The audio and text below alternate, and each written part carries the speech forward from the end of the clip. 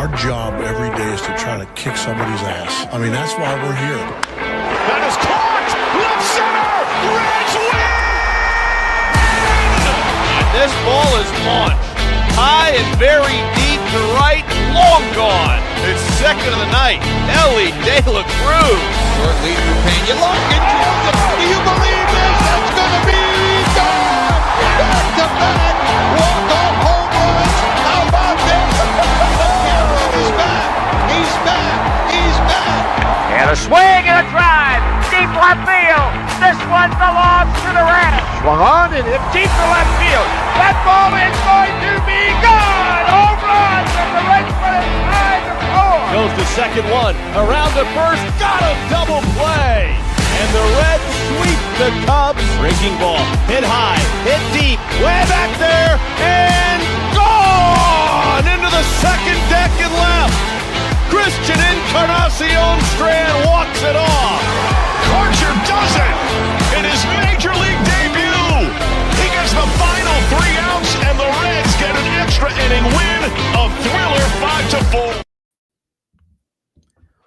Alrighty, guys, welcome into another Chatterbox Reds pregame show today for April 29th, 2025. I'm Sam Keithley, joined here with Alex Wallace, and we've got game 2 of a 4-game set between the Reds and the Cardinals at Great American Ballpark. 5 straight wins for the Reds. Alex, let's talk about last night's game a little bit. Absolutely. Yeah. What a great game last night from the Reds overall. I think we've heard for the last couple of days, last night, this morning on Off the Bench, just, a good all around game. We love the 24-2 score, but it looked like we had offense and hits from all up and down the lineup. Nick Martinez, starting pitcher Nick Martinez, pitched well. The bullpen finished him off. And, anytime you can beat the Cardinals is a good day to me. Yeah, just a really clean baseball game, I feel like. Like you said, not a 24-2 game by any means, but, a solid 3-1 score. Bullpen did their job. They did more than their job. 3 innings of scoreless baseball, I believe. No hits also from Ashcraft, Santiago, and Pagan. But, yeah, love to see it. Lux, Marte, Trevino staying hot.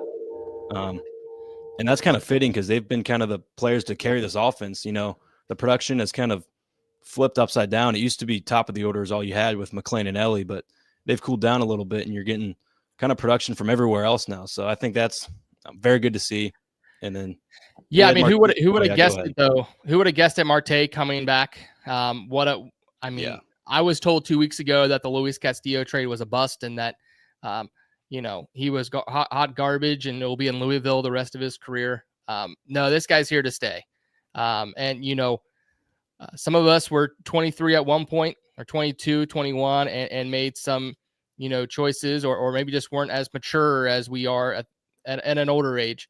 I think that's partly him, and I think he's had some good mentors. Shout out Charlie Goldsmith posted from his Charlie's chalkboard. Espinal had some good quotes, and seems like Espinal and Marte are, pretty close, and Espinal's a pretty good, mentor for him. So hopefully that continues going forward. And we just see him do well. The other one I want to announce, or I want us to announce it right now. Yeah. Tuesday's pregame show, and maybe the rest, I'm sure those guys are going to jump with us as well. Tuesday's pregame show will be being the driving force, and Gavin Lux becoming an all-star this year. We're going to vote him in. Every week, Sam and I, we're going to be asking people to vote for Gavin Lux and the all-star voting when that comes out here in probably the next few weeks. So we need everyone to gear up. We're getting Gavin Lux, starting left fielder, for the NL All-Star game.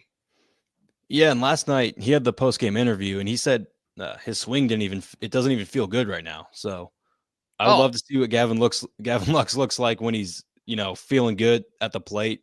And he's only got 1 home run this year too. So it's warming up, heating up in Cincinnati. And I believe we're going to see a lot more pop from Lux, given that he doesn't even feel good at the plate. So, well, I didn't hear that part. I was listening. I was a radio guy last night, so I was listening to Tommy Thrall, and of course he doesn't get that. But man, that's some news to hear, because when it gets a little hot, when it gets warm, these balls are going to be flying out of that right field deck with his left-handed swing.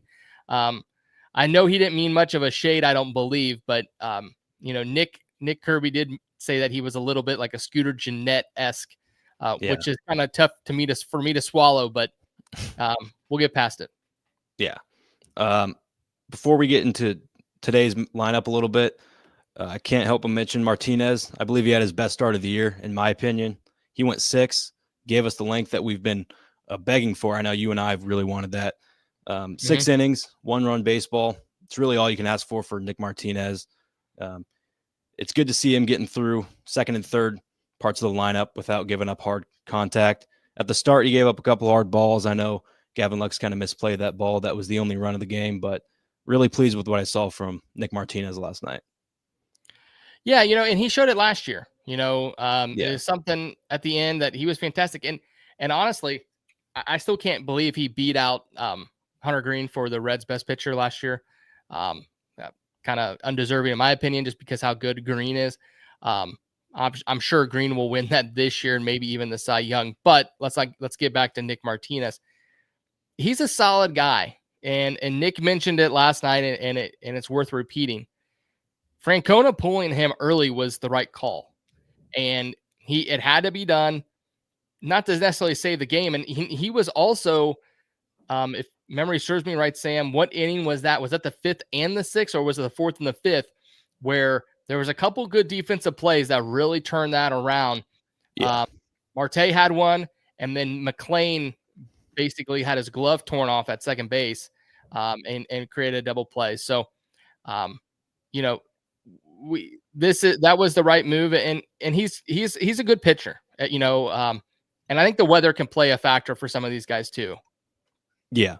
Love to see that out of Martinez last night. Like you said, defense was really good behind him, but what do you say we get into tonight's pitching matchup, which is Brady Singer versus Miles Michaelis? Singer is 4-0 this year in 5 starts.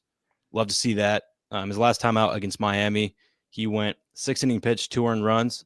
But, he's just a pitcher where you kind of know what you're going to get out of him. You're going to get 5 or 6 good innings. Like I'm going to mention it later, but hopefully you get 7 out of him because the bullpen usage last night, kind of your best 3 guys. But, yeah, he's just a guy that you know what you're going to get out of. Multiple pitches. He's got 5 or 6 pitches that he's going to give you, but he's just a workhorse, going to eat innings for you. His K per 9s have also been up this year. I believe it's a career high as of now. So really impressed with Brady Singer so far this year. What do you think, Alex? Yeah, going into the season, I thought he was going to be the best acquisition. Obviously Austin Hayes and Gavin Lux, for that matter, have, put their conversation into the mix. The key with Brady Singer is that he's really been what they signed up for plus, what they were trading for, and what they were trading for to me was a 4-starter. A guy that can have innings, who gets you 6, who maybe can get you 7, depending on that night, depending on the defense behind him. The times we've seen him pitch short into games is when the defense isn't there to back him up. So he's been great. Like you mentioned, 4-0 this year. Obviously the pitching wins are almost meaningless at this point. Yeah. But he continues to show us what Nick Krall and the team wanted out of that, 3-4 starter. And I'm looking forward to watching him tonight. Yeah, I am too. Like I said, hopefully 7 innings. That'd be huge. Just have to go with 2 guys out of the bullpen as opposed to 3 or 4 because, Santillan, Pagan, Ashcraft, they were all used last night. So hoping for some length out of him. Don't forget that there's really no off days here for another week or so, maybe plus. Yeah. I think they go to Washington after this, and then I think there's they play 12 games in a row. So really going to have to mix and match some of these bullpen matchups here in the next week plus. That is right. What do you say we get into Miles Michaelis, who is a guy that the Reds have really had his number over the past couple of years. He's got a 5.80 ERA against the Reds, 21 starts. We've kind of hammered it all year. A righty, which is a great thing for the Reds to see. You're going to have Elly betting lefty. A guy like Lux, who's in the cleanup spot tonight. A lot better against righties. The lineup is, to say the least. Yep. But yeah, you'd hope for the Reds to continue that success against Michaelis. He's kind of the guy you'd expect them to hammer, but things happen, and I just hope that this offense kind of stays consistent. You get the production out of guys that you expect. McLean, also, you haven't seen much out of him, but yeah, I think this is a guy that the Reds kind of favor well against. Yeah, totally. I know when he came, Michaelis, came from either the Korean League or the Japanese League a few years back, and had a couple really, really solid years with St. Louis. Last couple, like you mentioned, the Reds have really had his number. So looking forward to putting a crooked number on the board tonight. Just to touch on a couple of the guys on the lineup. To me, Friedel's had a really quiet year, quite good year, and has done a solid job of mixing a couple home runs and, a bunt here or two, but just some solid base hits that's really helped the team. Matt McLean hit a real great ball last night to left center, got caught, but ended up getting a hit last night in that bloop. So I think he's coming around. I'm not worried about him. And quite frankly, as good as Espinal's been, I think you just got to ride and die with McLean unless he's injured, which, cross our fingers, he's not. Lux, Marte, we've already touched on them. Fantastic. I mean, Lux is better than I expected. Marte, who could have envisioned it? And in fact, and Francona in the piece with Charlie Goldsmith said, it was never a punishment, which obviously is the best way to put this, but you got to go earn it. And for him to come back or go down to Louisville, play well, then come back and continue to play well.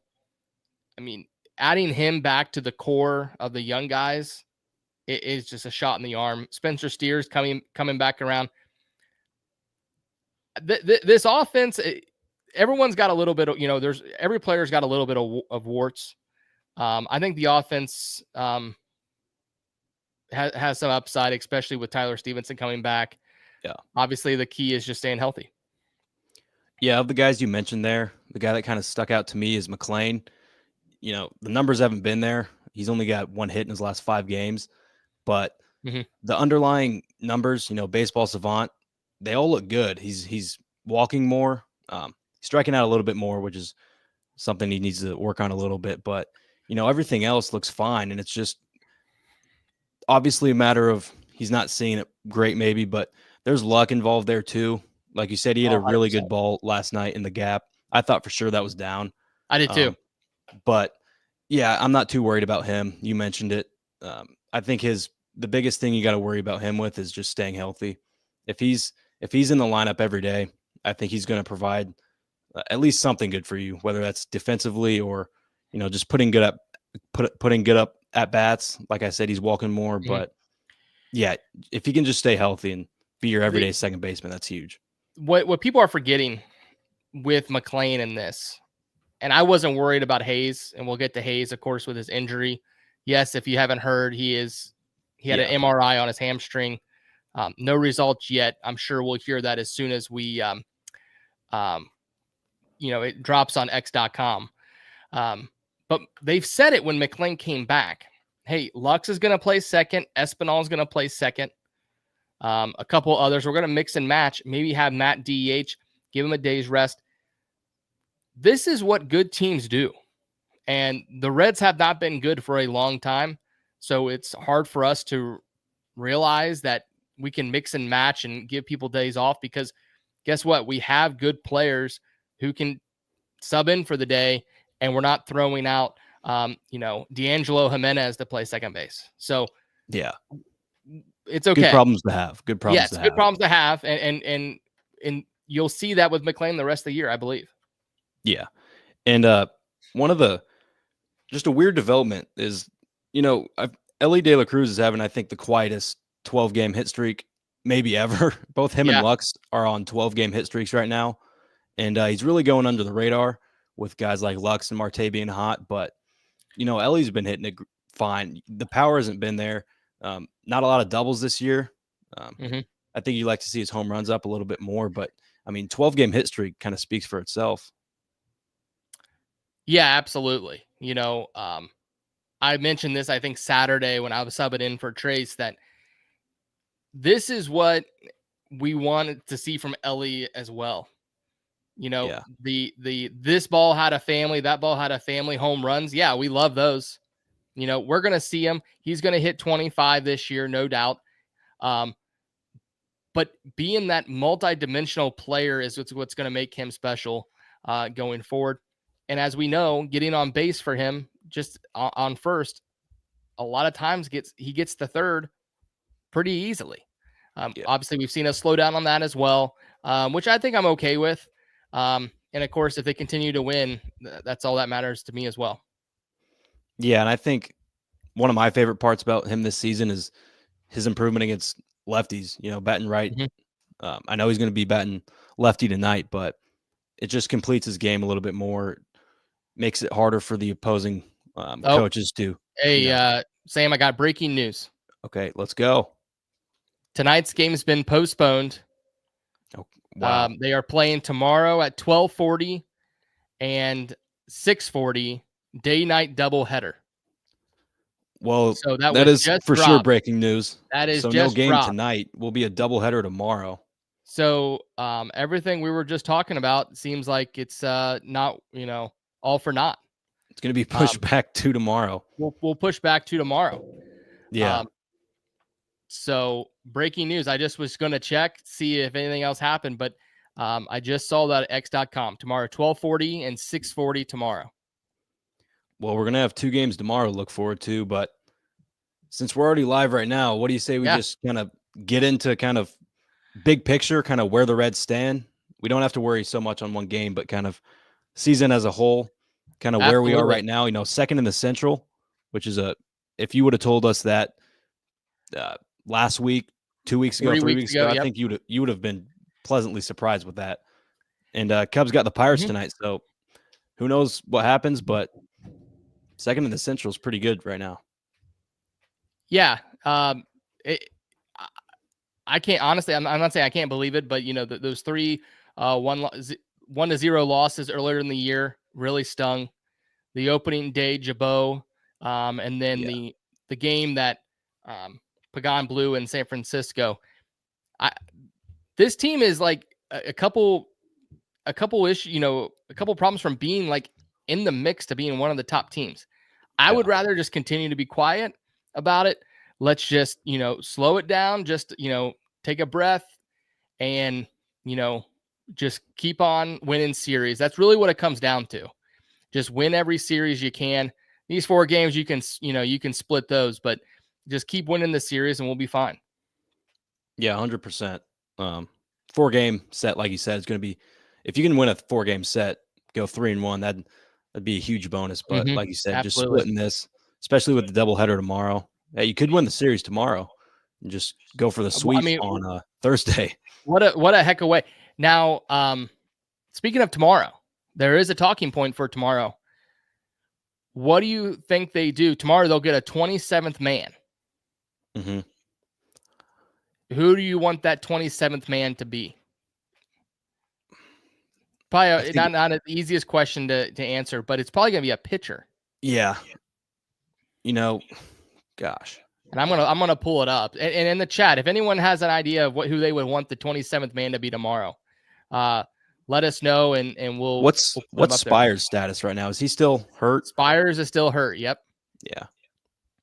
I don't know. Offense, I think it's easy to say Will Benson, but I don't think that'd make any sense for the doubleheader. It seems like they do a pitcher given 2 games in one day. But honest fan, we're gonna get 6 in a row tomorrow. We're gonna get 7 in a row tomorrow. Yeah. No game tonight. We're playing 2 tomorrow. Let's play 2. And I know the Reds are hot, so you might view this as a bad thing, but with Hayes out, I mean, you kind of give a built-in rest day for him. CES as well. I think that's, you'd love to continue to play on this win streak, but kind of giving a built-in rest day for Hayes, I think you can view that as a positive. Absolutely. Absolutely. You know who I'm looking at here? I'm looking at the pitching staff and the 40-man roster. And to me, the only person that jumps off the page here more than likely is going to be Zuleta. Yasver, yeah. Yep, Yasver Zuleta. Because everyone else is not healthy outside of Luis May. And I just don't see them calling him up. for the 27th especially just for man. one day. My guess it's Yaz versus Zuleta, and you heard it here first. So we'll see what happens, though. I think that's probably a safe prediction. Guy out of the bullpen, give you some length. He Just looked another decent in some outings last year. Lively arm. He's kind of one of those hit or miss guys, if he can hit the zone. But I think that's probably a safe bet as of now for the extra man. But who knows? Yep. There's been decisions. What we have no clue. I guess since we have, like we keep saying, there's no game. There's 2 games tomorrow.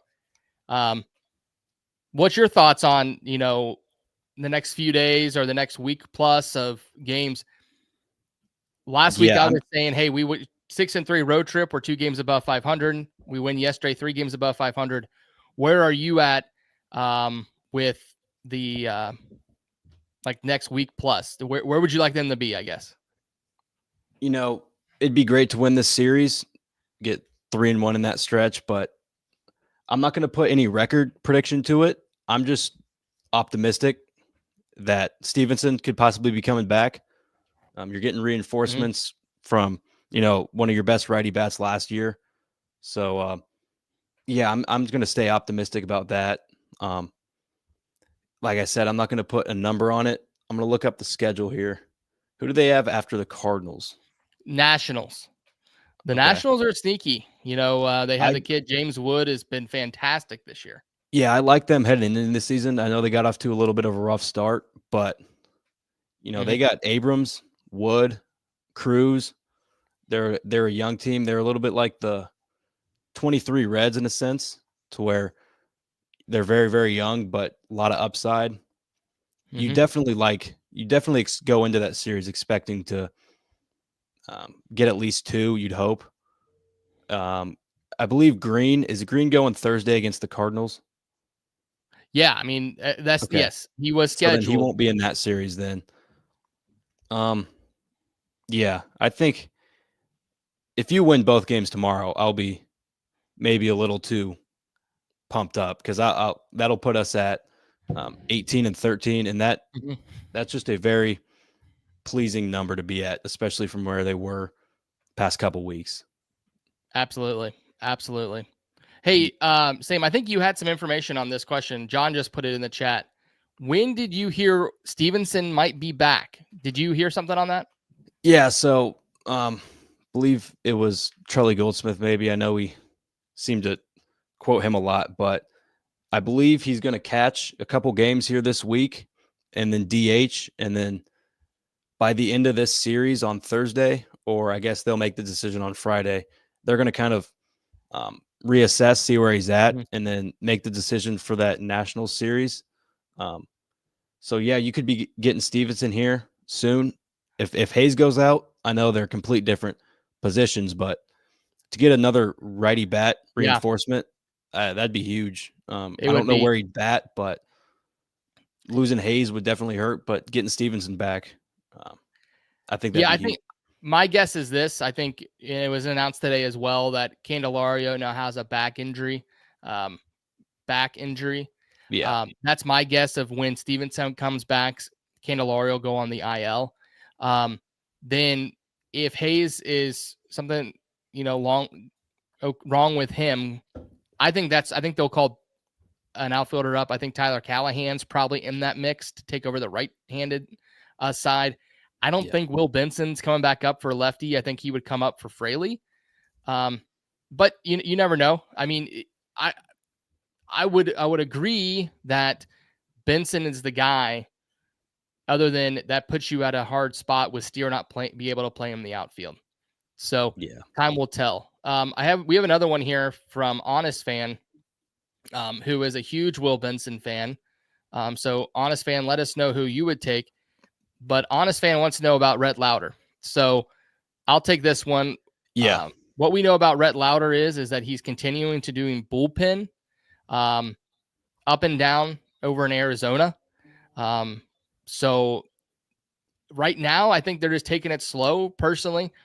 There hasn't been anything about him, no whispers of like, oh, this is bad. So I'm pretty optimistic myself. I'm just hoping that everything's going well and he's progressing. What's interesting is they're not trying to rush him back. Yeah, there's no reason to at all. There's number one, there's no reason to. Number two, what's interesting is, and we've talked about this, the Reds starting pitching does not have the innings, and they've not been able to stay healthy. Lodolo, Green, and Abbott. We know this. This is why they went and got Singer. Yeah. Is there a possibility that they're like, hey, Louder, slow it down. We'll use Louder's 100 plus 120 innings, whatever he's going to have in him, 150 innings, and just use those at the back half if one of those guys fall. Mm-hmm. I know that sounds silly, but you just never know what they're really thinking. And that's just, it's a possibility to me. Yeah. And with Louder hurt, I feel like the start to the season on the pitching side of things has been kind of the best case scenario you can get. Cause really all 5 pitchers right now have either been what we expect or overperformed our expectations. So again, there's no reason to rush him up by any means. So not at all. And we got some just fun questions coming through. Now this has turned into the Banana Phone radio edition or YouTube edition of the Banana Phone. Dunny 17. Is CES really a guy long-term? I haven't been impressed so far and injuries are killing him. What's the most important ability? Availability. So that's the one thing to me, Dunny, that's what's holding him back. What else are you going to do? This is why they brought, it didn't work, but this is why they brought in Candelario last year, was for protection for first base and third base with Marte and CES. 100%. That's why they brought him in. Luckily, we have Spencer Steer who can play first. We've brought in we brought in Hayes as well. So we have guys to cover it, but I think it's up in the air what CES is long-term. What do you think, Sam? Yeah, when he's rolling, he's just the absolute perfect guy for this Reds team. He fits every need that we've, been wanting to have. Just a power hand or a power right-handed bat. We've lacked that for, Ever. Nick Castellanos is really the last guy I can remember who really provided that. And I've always been really high on CES, but like you said, if he's hurt, that just takes everything away, takes everything out of it. So, he wasn't having the great start to the season. Can you attribute that to injuries? I don't know. I know last season it seemed like that was the case, where he's kind of playing on that aggravated finger or hand or whatever it was. But yeah, everything about him is kind of what you'd like to see out of a first baseman, power. I think he's been pretty solid as a defensive first baseman. I don't know the numbers or anything, but he's nothing crazy has ever happened over there. Yeah, but you just really love to see him healthy so we can at least see what we're going to get out of him, so we can get an answer, But with Marte playing this well, I think that really makes this injury a lot better, because we talk about it all the time. Marte, Candelario, CES, they all kind of work together at the corner positions. But yeah, Marte kind of takes the stress off of that. But you really like to see CES back in the lineup. I know they had another shot today, which, it seems like the injury isn't getting much better. They're kind of, but yeah, he's a guy that I really like when healthy. Yeah, I like his potential.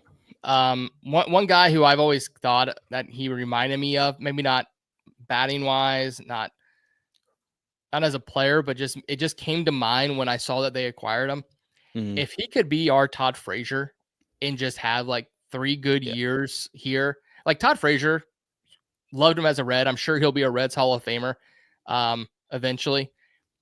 But quite frankly, after they traded Todd Frazier, he went into the gutter. Like his White Sox years were terrible. Wasn't great with New York, neither New York team. And he actually just played shy of like 10 years. He actually did not get his 10-year mark, which is, a big one for the Players Association. But if CES can play that like that for us for a few years, I'll be happy. like you said, he's just got to stay healthy. Yeah. If you're just here, everyone's posting it in the chat. The game is postponed. Me and Sam are just having fun chatting. If anyone has any questions, I think we'll probably stay on here, another 5 minutes or so. Just to keep it going. Everyone's going to miss their Reds tonight. Hope everyone got their lawn mowing in this morning or earlier and yesterday. Mr. E, injury report on Hayes. He has an MRI on his hamstring. It seems like he tweaked it rounding the bases yesterday. Hopefully, obviously, this is just a short-term thing, but it's a little bit scary given that, they're being this precautionary about it. Kerry Reinhardt, if Hayes is out for any good amount of time, who do you go with? We already covered that, I think. If they want an outfielder, just a straight outfielder for outfielder, I think it's going to be Benson is the obvious choice to me. If they want a right-handed hitter to complement the rest of the roster, to me, I think that's where Tyler Callahan comes into play. If you guys don't know about Tyler Callahan, look him up. More of a utility guy who has been solid just his whole minor league career. And he's one of those high school guys, I believe, don't 100% quote me on that, but a high school guy they drafted years ago who they're always been high on, but it's not like that Collier type or the South Stewart type who everyone knows. But hey, prospects, you got to show up. An old friend of mine is like, I could care less about prospects if you don't play, if they don't play in the majors, who cares? So, and I believe Callahan was raking in the Arizona Fall League, kind of with McLean and CES at the end of last season. So I know that's where a lot of people may have first known him for. But yeah, I think Benson's probably the guy you go with there. Who knows though? Yeah. We've really made a lot of predictions, and the staff has decided to go in complete different routes. So you never really know. But absolutely. Honestly. All right. What do you say we wrap this one up? Let's wrap it up. Obviously, we got the doubleheader tomorrow. What is it, 12 and 6 o'clock? Yep. All right. 12:40 and 6:40 tomorrow. We're looking for games 6 and 7 tomorrow, guys. We're going for 6. We're going for 7 in a row. Getting them both in one day. Hopefully, the Reds can actually help themselves in the standings tonight without even playing, with the Cubs playing. If the Cubs lose, who's pitching for the Pirates? I think it's Andrew Haney. Oh, well, he's decent. I was wondering if the second best pitcher in the National League was pitching, though.